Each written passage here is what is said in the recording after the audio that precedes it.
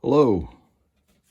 So today I thought I'd take a quick look at the newly released Round 2 Space 1999 Stun Gun and Commlock kit. I just dry fitted the kits, and they look pretty good.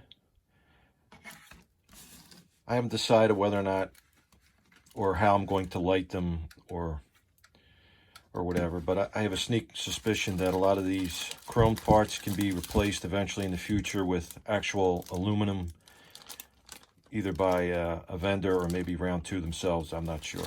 But as far as the lighting goes, I'll probably just keep it pretty much the way it was on the series. I'm not much to overdo lighting. I don't. It's not my thing, as anyone who's seen my other work and videos knows. But we'll see. These offer a lot of opportunities and options, and they're really well made.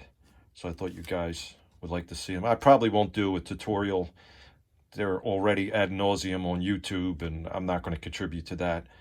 But perhaps when they're finished, maybe I can do a video of how I lit them or something to that effect.